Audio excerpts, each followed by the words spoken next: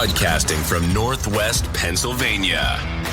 You're listening to the Gen Extra Podcast, a show about Generation X, movies, technology, weird news, and anything else they feel like. Join them every Monday morning. Now, here's your hosts, Dave and Joe.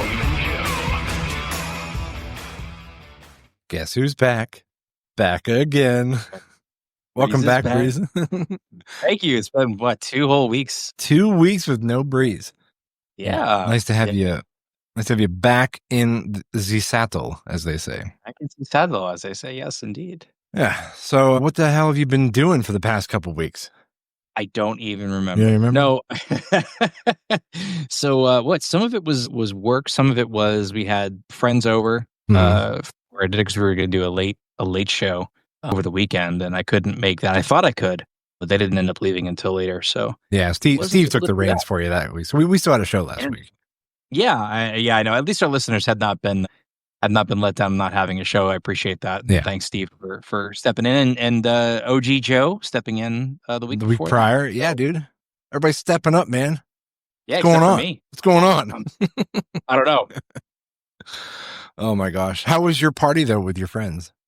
No, it was good. It was a good time. I mean, it was just like folks we see ever so often, but just a social hang, just nothing special. Yeah, well, they have a young one the same age as, like 7-year-old. So the kids can hang out and we can just like hang out and chat. And we made, just like cook some steak. Ooh, nice. Yeah, it was nice. It was nice. We did like a citrus garlic, like a sesame citrus garlic kind of a marinade. Wow. On the steak. Yeah, it turned out really well. It was pretty good. Sounds fancy. It sounded kind of fancy, but it was actually pretty easy to execute. Okay. So it's like, I'll do it again. Yeah. And the last weekend, or I guess 2 weekends ago, you had like a birthday party or something you were doing, right? Yes. Yeah, that would be my birthday party. Oh, it was your birthday party? Yes. Yeah. So you old bastard. Are you the 4-4 now? Yeah. Ooh. Yeah, I didn't think about that. I'm like, am I? Yeah, 4-4. I don't know. You at our Gen Xers don't remember their age without. If you know a Gen Xer that doesn't pause a little bit when you ask them how old they are, they're cheating. Yeah, they may not be a Gen Xer if that's what they're doing. Like they know their age right off the bat. No, I always have to give it a thought. I'm like, what year is it? Wait, just a -1. Carry the one. Yeah. Doing 44. Yes. Oh, yes. 44. Thank you very much, Capital. Yes. Yeah. So, OG Joe and I have very, very close birth dates. It's because he just turned, I think, 45. 45. Yep. Yeah, because he's a year older than me. Old bastard. Yep. Yeah. Hey, before we jump into the meat of the show, which by the way we are doing, of course, National Days. We'll see what's going on there. I watched a movie. There's also some movies coming up I want to chat about a little bit.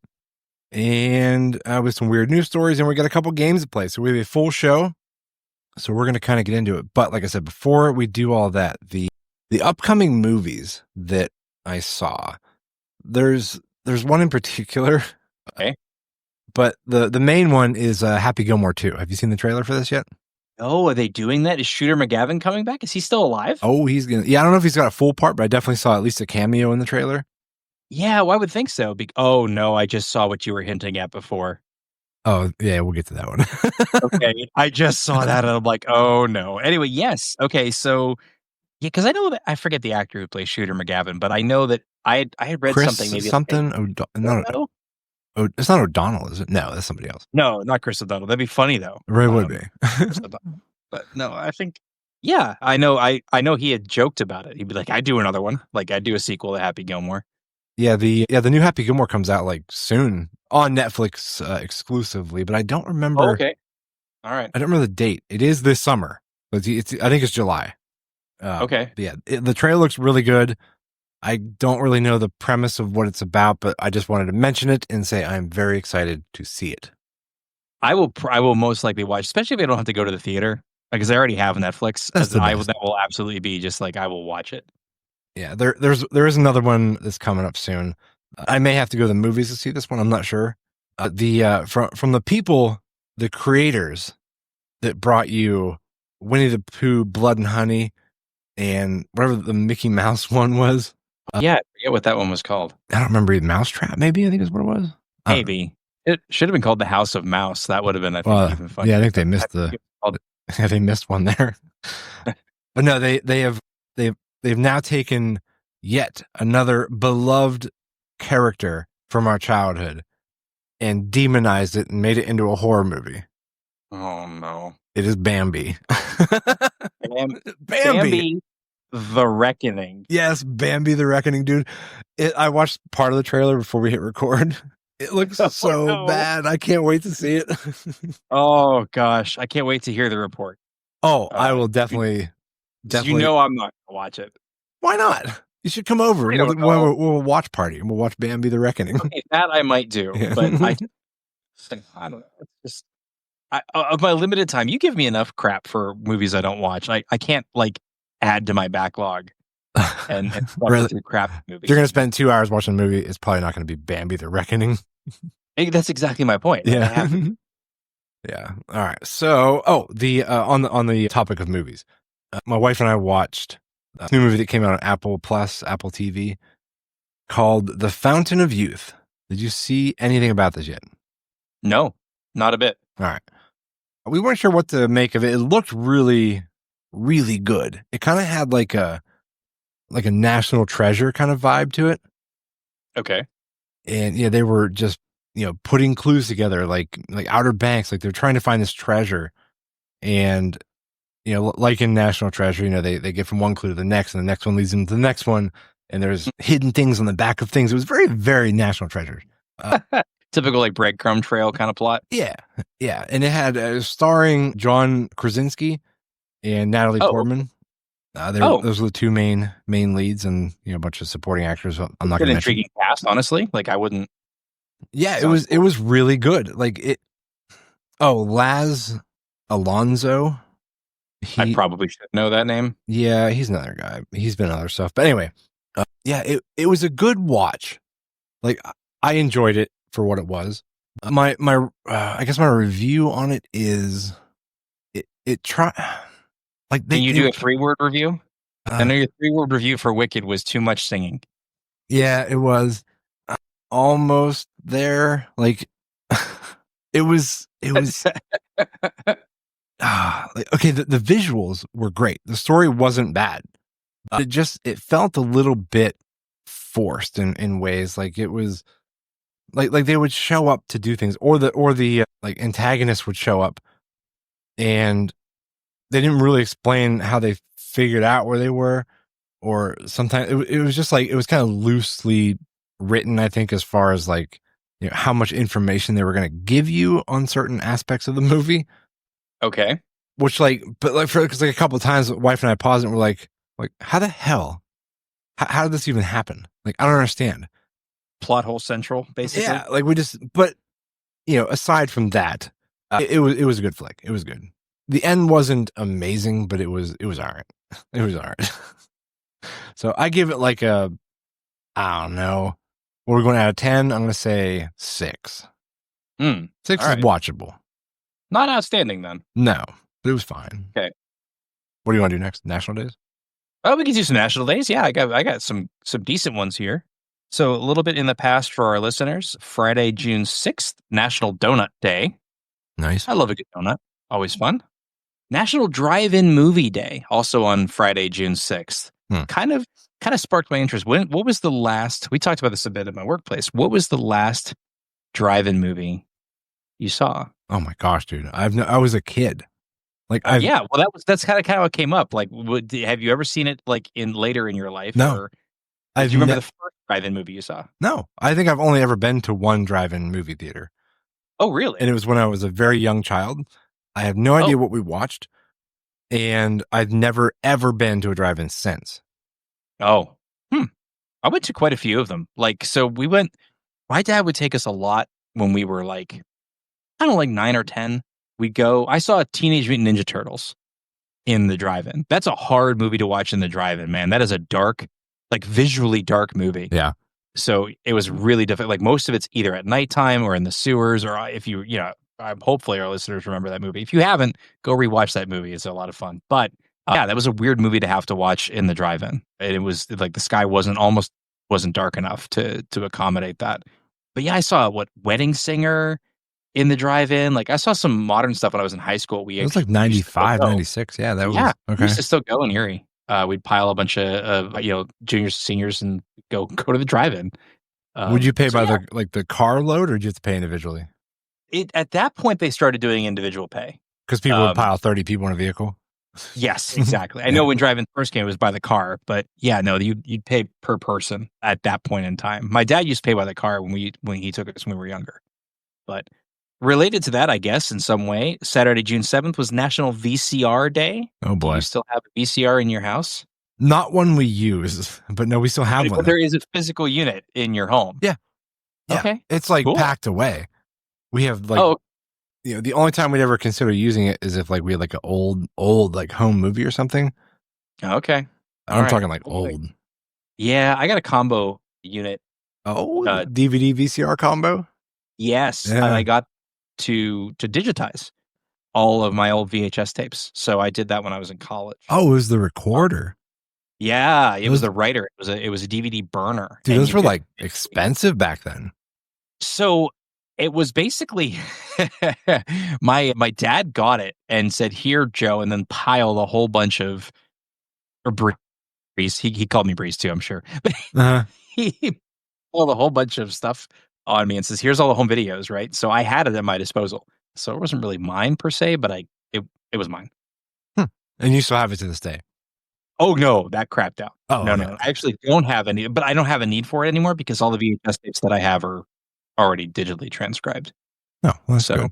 Yeah, I do have VHS cassettes lying around, and I think we talked about this before on the show, maybe almost a year ago, because it's been a while since I started doing this. But I do have some weird VHS cassettes. I have an unopened copy of Michael Jackson's Moonwalker. Oh yeah, that's right. VHS. Yeah. I remember we did talk about this a long time ago. Yeah, and then Star Wars Episode 1, Phantom Menace. Yeah, you can show that on the garbage. Nobody wants that. No one wants. Pretty much. Yeah, absolutely. Moving on to Monday, it's day of airing here, is June 9th is National Donald Duck Day. I'm never really a big fan of Donald Duck, if I'm honest. I know I didn't like his voice. That's why. Is that kind of that vocal quality that he has, or lack thereof, it grades on me. It does. Just way too much. If I have to hear somebody impersonate Donald Duck, it drives me nuts. Oh yeah, no, you're no longer my friend if you come and impersonate Donald Duck on a consistent basis. You can get right out. Absolutely. Yeah, I saw Tom Cruise do a Donald Duck impression one time. That sounds baffling. It didn't sit well with me. That sounds absolutely baffling. And I kind of want to, against my better judgment, look that up and go find that and watch that, but I'm not going to. Yeah. I got to mention something real quick. Yeah. Somehow this just popped in my head. So earlier today, and we'll continue this in just a second, but earlier today, I was taking my dogs out to the groomer to get their hairs cut. And I was listening to Hits 1 with the morning mashup. And the satellite radio? Yeah. And the one of the female hosts, I can't remember her name, she was mentioning something about a specific thing that happens in a restaurant that she does not care for. And I have made this apparent, like with all my friends, I've told all of them, they all know this about me. And if we're in a restaurant and the waitress says this to me, they all look at me because they know I hate it. And that is, how is everything tasting? Embarrassingly, I consider myself your friend. I don't think I remember that factoid about you. Well, I have a lot of weird things. You very much. Like I think I've been to a restaurant with you like twice, so maybe it's just never come up. That is there any? You just don't like that? I just don't like it. I don't. Irrational detestment of that. It's just a weird thing to ask somebody. Like, like if they come up and say like how's everything? That's fine. Okay. But you add that one word in there and you're like, it's very specific. I mean, I know it's related to food, but why stop there? Like, how's the texture? Like, how's everything smelling? Like, I just don't ask me how it's tasting. Ask me if I need anything else. Like, I don't know. It's just a weird like thing I have. I don't want to be asked that question. I am mentally resisting the urge now to exploit this next time I see you. What are you gonna do? Make the waitress like pull her off to the side? No, I'm just gonna say it to you. I'm just going to find an occasion to just say it to you. Like we're having wings at your place. You're like, so how's everything tasting? And then subsequently get thrown out of your house as Jeff on the Fresh Prince. Chuck into the pool. Yep, there we go. Exactly. Thank you for the Wilhelm there. On the note of food, Thursday, June 12th, this is a day you should probably celebrate, is National Jerky Day. Ooh. Or trail beef. Or trail beef. Yes. Yeah. You can't call it. Some products can't be called jerky anymore. I just got a bag last week, actually, from Stiller's Meats out in Seneca.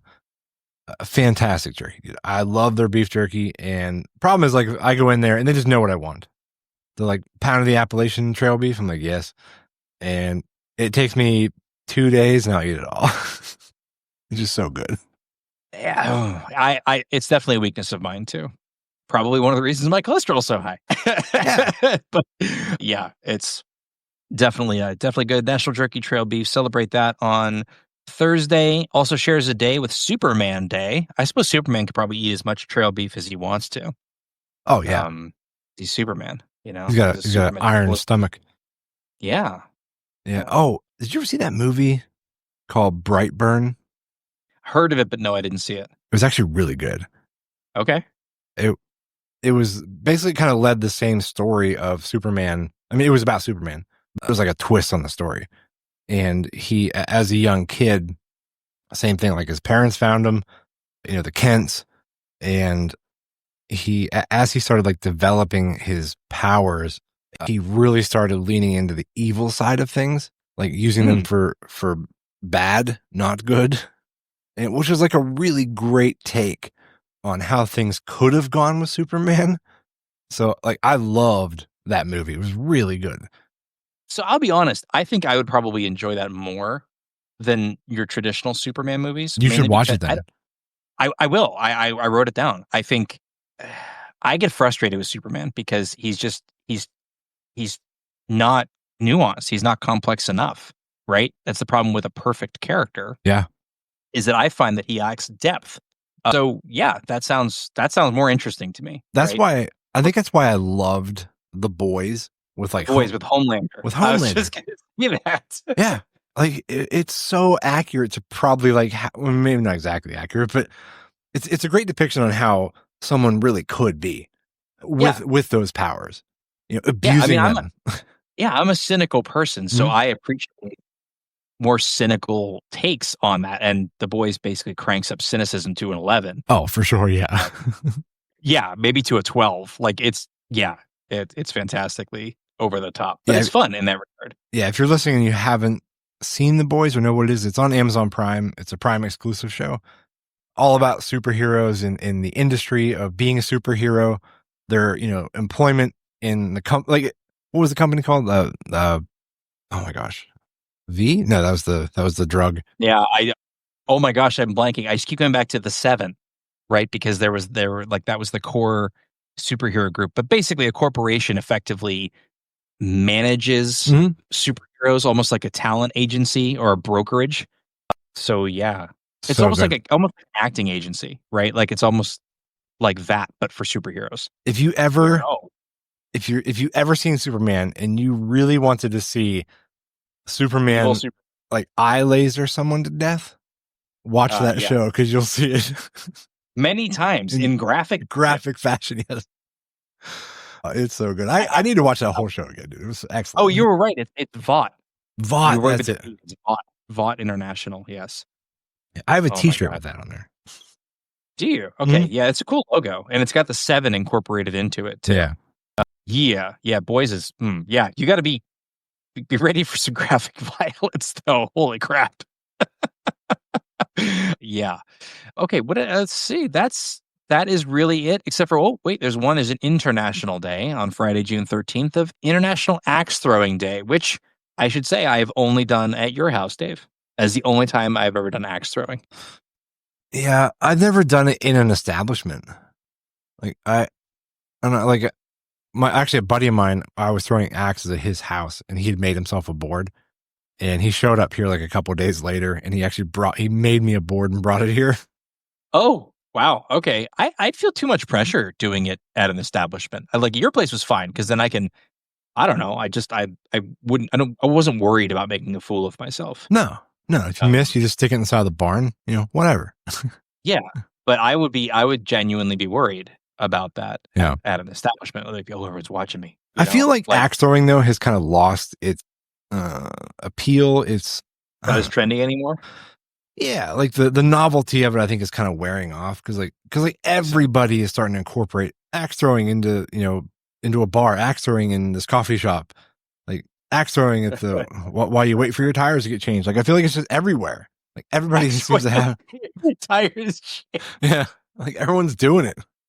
I feel like axe throwing at a tire shop is probably the least good idea. I can promise you, somewhere out there, someone did it in a tire shop. Gotta be. It has to be. They're everywhere. Why not? I mean, you're going to be there. Just keep them separate from the tires, I guess. I gotta say, you would think the insurance would deter people from doing this. So it must be cheap. Like maybe the accident rate on axe throwing is actually relatively low, and which then makes the insurance maybe not quite as bad. So I don't know, because I would assume that if you got people throwing axes and drinking, usually drinking in a bar. Yeah, the insurance would probably be out the wazoo for something like that, but maybe not. You would think. Yeah. What do we know, Dave? What do we know? Not all right. Much. Well, that's national days for this week and international days. Nice. As it were. Yeah. Nice. What else we got? We got some weird news. Do you want to do weird news or do you want to play our games next? I want to play games. Let's do some. You want to play the game? Yeah, we'll play the game. Or should we save the game for the game? I don't know. Look at us trying to figure it out right here on the show. We usually save the games for the end. Let's save the games for the end. These news stories aren't very quick. That's true. Or aren't very long. One I found was actually from about a year ago, maybe a little more than a year ago. But I thought about you and I wanted to share it. This is from NPR in Chesapeake Bay, Maryland. Girl finds an ancient tooth from a 50-foot megalodon in Chesapeake Bay. And I thought about you. I'm like, Dave loves shark teeth. Yes. So, I actually saw that story too. I think it was huge. It was like 8 inches long or something like that. Yes. Yeah. It's got this young girl holding it. It's bigger than her hand by a lot. Yeah. So that's big. It is very, so I guess it's an older story, but I had to share it on the show because I thought about you. Yeah. If you span your hand out, just stretch your pinky and thumb out as far as it goes. On most people, that's around 8 inches from tip to tip.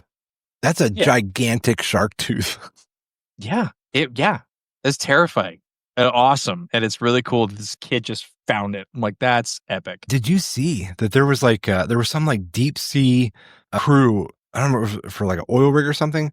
They were down way under the ocean working on something, and they had cameras and they caught something swimming. Uh-oh. And from their best guess, as far as using things that were in frame to kind of gauge the size, they're guessing it was about 40 feet long, and it looked like it had a dorsal fin. Yeah. So then there was also another. There was also the cleaning bill to unsoil their wetsuits was immense. Oh yes, yes. They crapped their wetsuits. I would have. There was also another report too I saw where somebody was doing some sonar scans or something underwater, and at first they thought that they had pinged a submarine, and the way it was moving on the radar, they're like, that's not a sub, that's an animal, a fish or something. Yeah, and it was moving really quickly, way faster than a sub scoots along, and they clocked that thing at about 60 foot long. Oh my gosh! They thought maybe it was a whale. But I would have guessed. Yeah, but they said the way it was moving, the tail fin wasn't because I guess whale fins go up and down, and this was going side to side, like a shark. Yeah, so they're like, what is that? So there's a lot of theories happening now that the megalodon might not be extinct. It's been living in the depths of the ocean. And I don't know, man, I'm already scared of going in. I was thinking about that. I'm like, you're already terrified of going in the water. And now megalodons? There are huge things in there. Well, that's the problem, though, is it is so deep we don't know what's down there. No. No one's ever seen. I'm pretty sure this is still a fact. No one's ever seen a live giant squid. They've only found them dead. That's because they live in the depths. Because they live in the depths, and so like, okay, we've proven that there is something massive and dangerous. Because it's not like giant squids are like golden retrievers, right? They're massive predators, massive apex predators in the deep. That's just one, right? That's one that happens to die and float to the surface. Yeah, like all the stories of the Kraken, like this big creature that came out with tentacles, like that could have been a gigantic squid that took a boat. And why not? Because look at the size of these things when they come up shore. It's nuts. So yeah, it is terrifying. I don't ever really think I'll ever go, deep sea diving. No. And some of it like shallows and stuff, because I think it is kind of majestic, but like, no, that's a hard pass on that one. Yeah, that's the hard part with cruising for me, is that just that looming fear of, if I were to fall off this boat, like when you're in the middle of the ocean, and that's just like the Caribbean. I mean, it's still massively huge, but think about like the middle of the Atlantic or the Pacific, where it's just like absolutely vast, like nothing for hundreds of miles. Can you imagine being out there? Like you're something's going to eat you. You're getting eaten. Yes, that is true. Oh, that's terrible. All right, I'm sorry. Wow, continue. Talked a lot about that. There's one other weird story I wanted to share from really large things. We're going to go to really, really small things. Okay. So this is something. This is much more in my area of practical fears. Here's the let's see. This is Whatcom County, Washington. Dateline is just last week. Millions of honeybees escape after semi-truck overturns in Whatcom County. So 14 million bees escaped after a commercial truck carrying 70,000 pounds of hives lost part of the load early on that Friday. I wonder where they were taken. Why were they transporting them? Well, I mean, there's a lot of money in bees. So if you're going to go set up a hive somewhere, or if you're growing hives and you're distributing them out and you move them to a different field. I guess that's true, yeah. Why you transfer them, transport them. Bees are a big money business, I've come to learn. Like they're getting not endangered, but they're dwindling in population. So there's a lot of money in it because as pollinators, they're essential to a lot of crops. So there's a lot of places where they'll farm bees, they'll grow bees, they'll scale up, and then they will sell, apparently 14 plus million of them. Well, I guess the only plus side is that I'm sure some of the bees didn't make it, but a lot of them probably just flew away, which is fine. Right. Which is fine. Yeah. But still, like, you imagine the cloud of bees. Like, I mean, just hearing that buzz. Like, the deafening drone of things. And they're angry, right? Because you literally just took out, like, you just crashed them. Yeah. They're mad. Yeah. Imagine being like the car, like right behind it. Oh my gosh, no.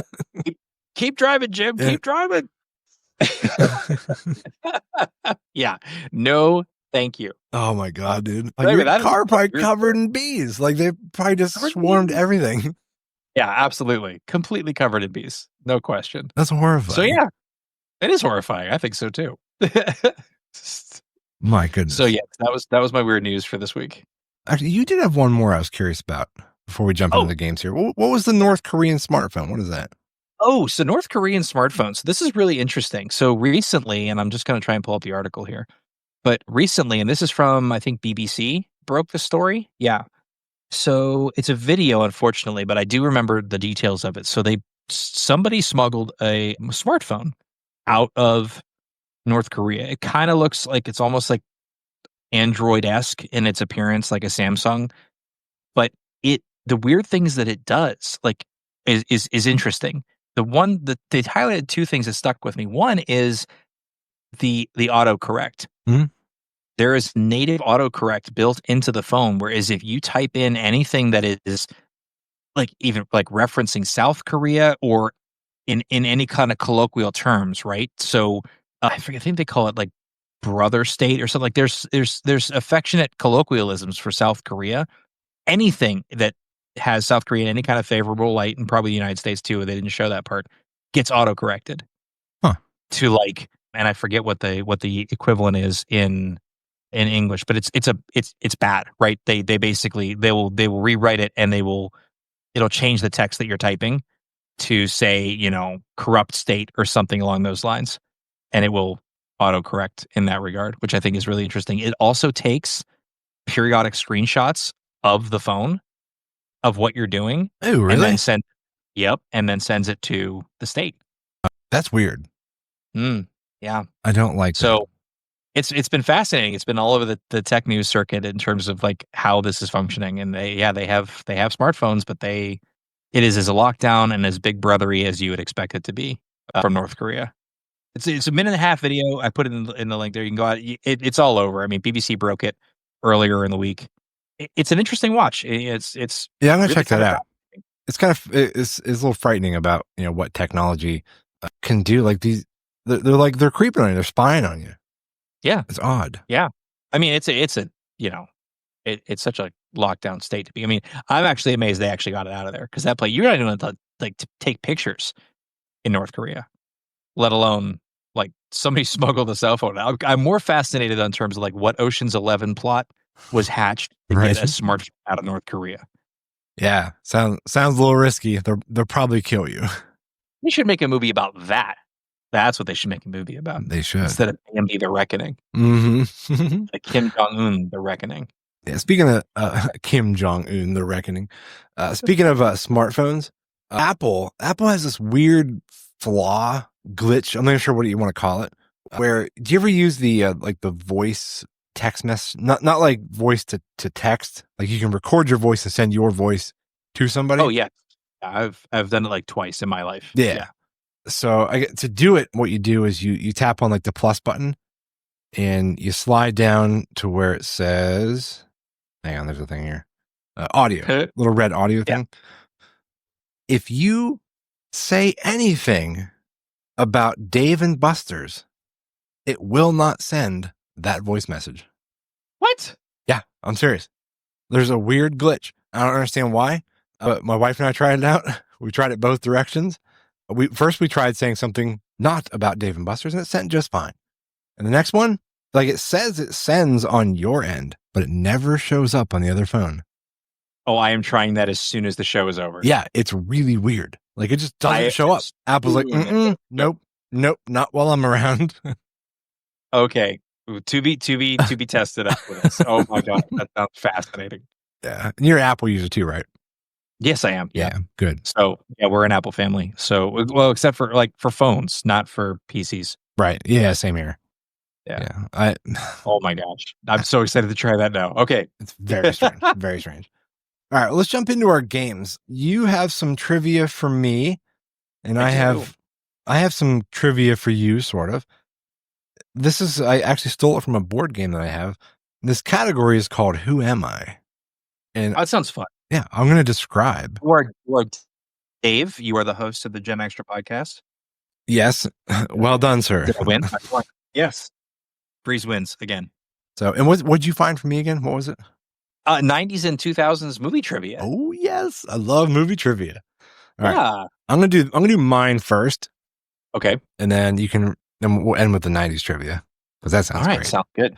I'm getting like weird shadows. Okay, here we go. All right. So again, this is Who Am I? There are, I believe, 10 clues on these cards. And the first clue, Breeze, says... Okay, so you're going to give me clues and I have to guess who it is. Okay. Yeah, you get the idea here once I get started. All right. I have multiple professions. I was the first Mr. Universe in 1960... Or I won my first Mr. Universe title in 1967. What'd you say? Arnold. Yeah, come on. Do it. I'm the governor. Yeah, I'm looking at the rest of these clues here. People, here's people call me the governor. Yes, there we go. I kind of want to read his book. I haven't read it yet. It seems interesting. The U.S. accepted me as a citizen in 1983. Come on. Come on. Right, there's that one. Okay. Country. All right. Oh, God. Here we go. I'm a character from Star Wars. Luke Skywalker? No. Oh, Han Solo. By the way, rules of this game, you guess incorrectly, you lose. Oh, well, then I'll shut up then. Yes. Okay. You can't just be slinging names out there until you hit one. It's usually how we play our games. Let's be honest. I know. All right. I am a starship mechanic and computer scientist. Anything? Okay. I am I am oh my God. I need my reading glasses. This is all right. Oh my God. I gotta do the old guy in the restaurant trick. I'm pulling up my phone. Oh no. Yeah, I got the flashlight on it. All right. I am an invaluable asset to my owner and friends. I am loyal to Queen Amandala. I am 96 centimeters tall. R2D2. There you go. Probably should have gotten that before, but it's like the 96 centimeters secured it. I'm like, okay. All right, here we go. I am a TV character from the 1980s. I lived with a family, but always avoided house guests. I loved to chase Lucky the cat. Alf. Yes. Dude, got it in 3. Nice. Alf. All right, here we go. Next one. I am a fictional character from the movies. I am a hero. My character has been played by more than 5 actors. My father is Scottish and my son is Swiss. It is said nobody does it better. M and Q are 2 of my allies. Oh, James Bond. There you go. Okay. I figured that would probably get it for you. I forgot about the Scottish parentage. Yeah, but I should have remembered that from Skyfall. Oh, yeah. But anyway. All right, this one should go pretty quick after about 3 or 4 of these. I was born in Edinburgh. I was a bodybuilder and model early in my career. I have been called the sexiest man alive. I starred and produced The Rock about Alcatraz. Sean Connery? Yes. It was weird that one was a weirdly phrased. He was a bodybuilder. I guess, yeah. I can't see that. I did not know that about Sean Connery. Me neither. All right, give you a couple more of these. Let's see. Here we go. All right. I'm a politician. I was born in 1946. I'm a Southern Baptist. I was first elected to public office in 1976. While my charm attracted many, I married Miss Rodham? I don't know how to pronounce it. How do you say Rodham. that? What is it, Rodham? Rodham. Oh, Rodham Clinton. Yeah. Yes, okay. Hillary Rodham Clinton. Yeah. Yes, that's Bill Clinton. All right. Interesting. Let me do one more. Do one more here.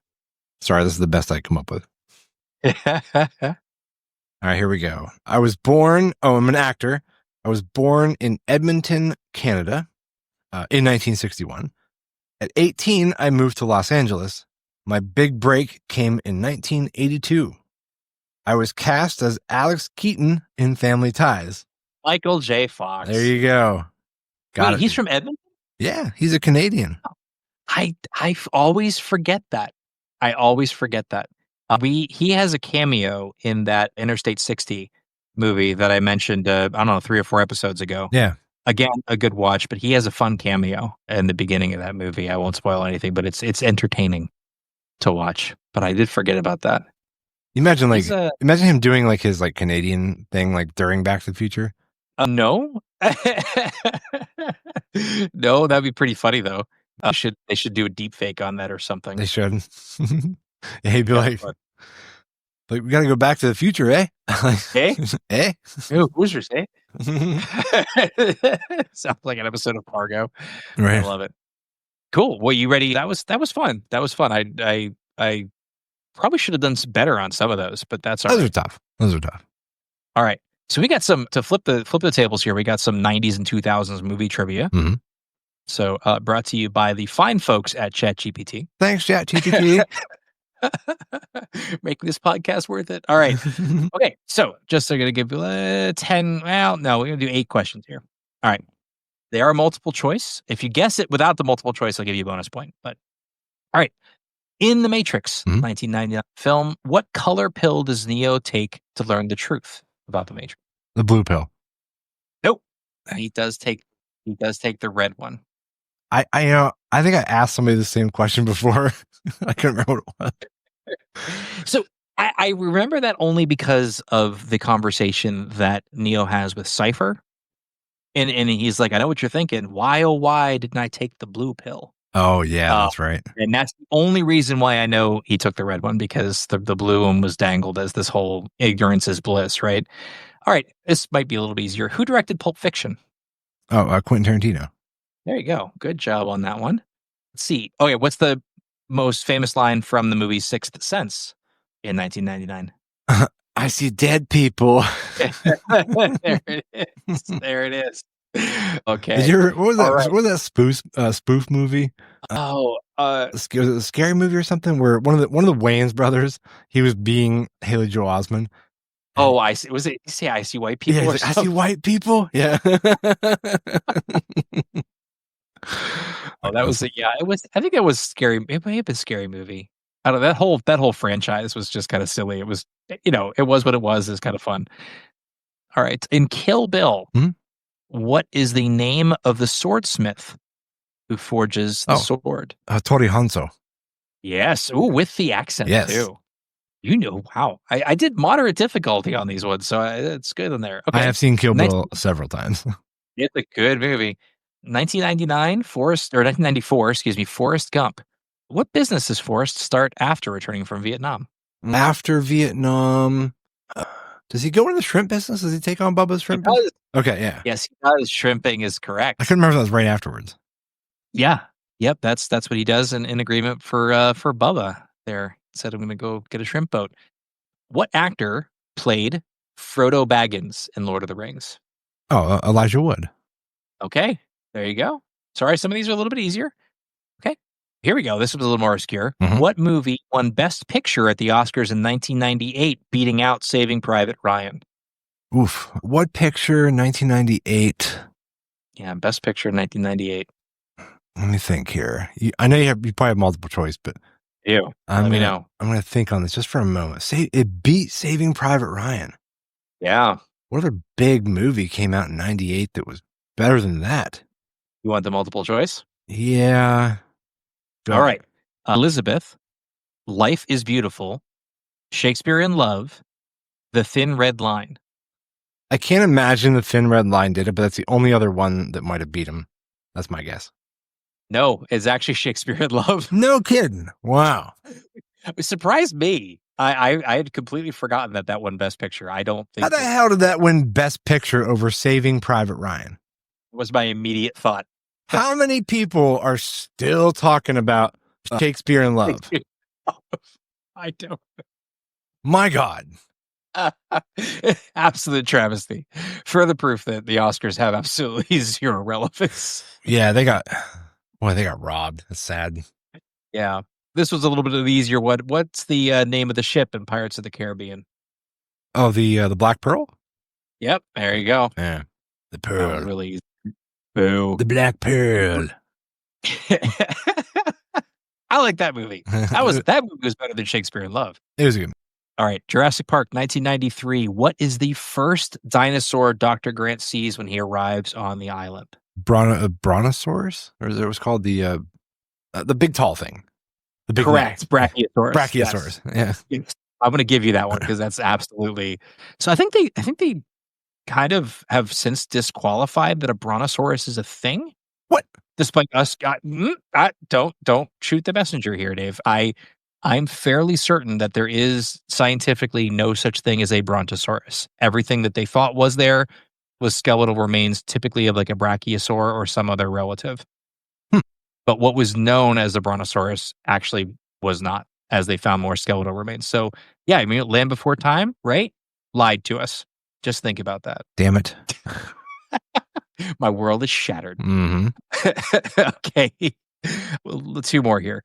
Which 90s movie features the line, "You can't handle the truth"? Oh, The Firm. Oh, wait, no. A Few Good Men. There we go. Oh, my God. Wrong courtroom. The panic. The voice was so funny on that one. No. Did you order the code red? You're goddamn right I did. What a great movie. Also better than Shakespeare in Love. Not that it contested for it for the Best Picture, but still. Who played Commodus in the movie Gladiator in 2000?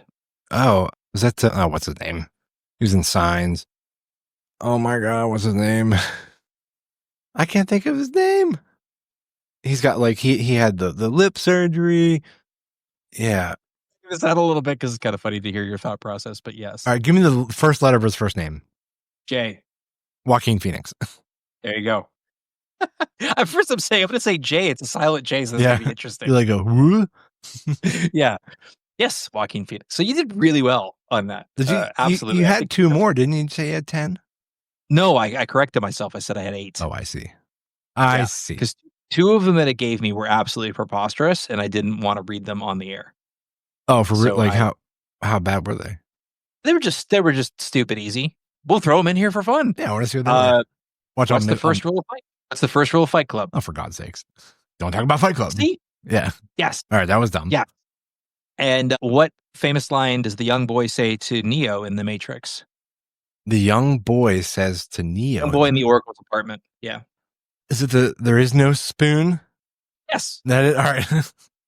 Yes. Yeah. You kind of overthought that one for a second there. It's worded very poorly. But yes. Do you remember last night as we were playing games, that actual line came up in conversation, remember?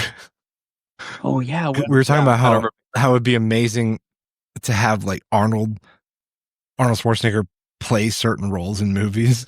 Oh yeah, we were just gonna recast him in a whole bunch of other as that kid. And he's like, that is no spoon. Oh my gosh, we had him so much. It was so fun. Yeah, definitely a good fun night of recasting there. Oh my God. There was another one too that was really funny, but I can't remember what it was.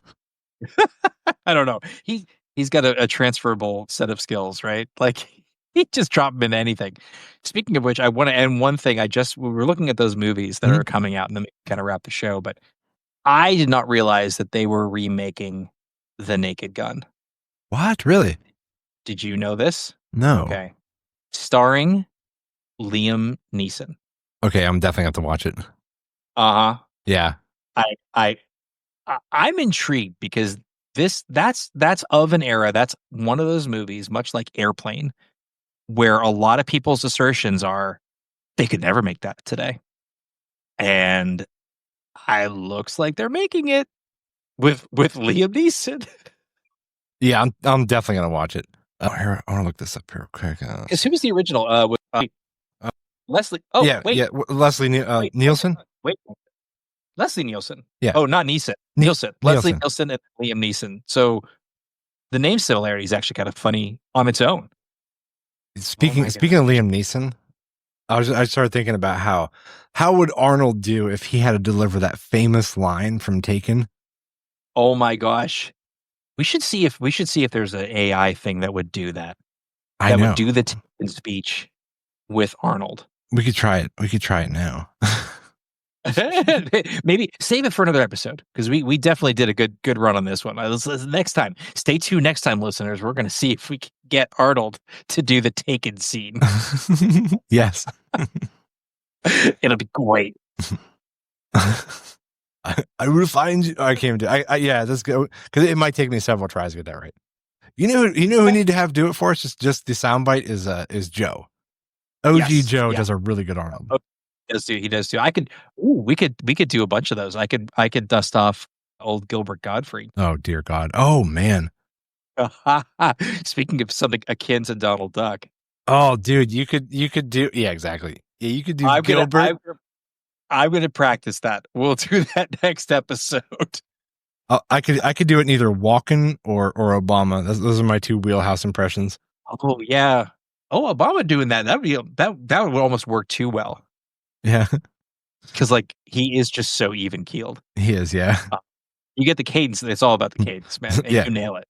You nail Skills that make a nightmare for people like you. Oh my God, it's perfect. Yeah. You know more about me. Bam, right there. I don't have money. Oh. What I do have is a particular set of skills.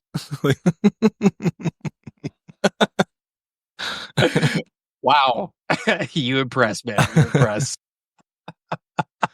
All right, can't wait. We're gonna do this. This is gonna be fantastic. That'd be funny. All right, man. Let's wrap this one up. And thank you guys all for checking us out again, and we'll see you next Monday. Thanks. Good to be back.